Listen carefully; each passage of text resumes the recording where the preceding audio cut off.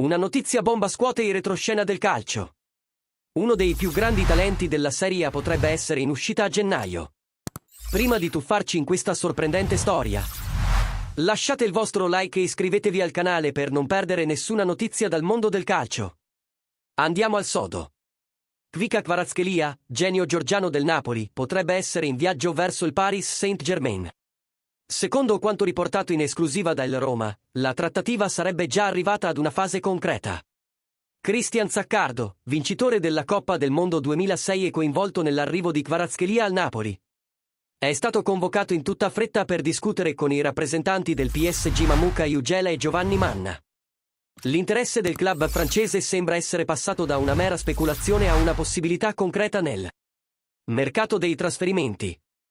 L'allenatore Antonio Conte avrebbe dato il via libera alla cessione del giocatore, soprattutto dopo la crescita di David Neres, che ha assunto un ruolo importante nelle ultime partite.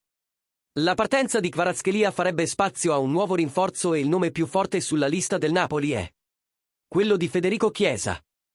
L'attaccante italiano, attualmente in forza al Liverpool, non si è ancora adattato completamente alla Premier League e potrebbe arrivare in prestito con opzione di acquisto. Lo stipendio di Chiesa, stimato in circa 3 milioni di euro per il resto della stagione, rientrerebbe nel budget del club di Aurelio De Laurentiis. La cessione di Kvaratskhelia rappresenterebbe un'enorme plusvalenza finanziaria per il Napoli, rafforzando il flusso di cassa dopo gli ingenti investimenti effettuati la scorsa estate.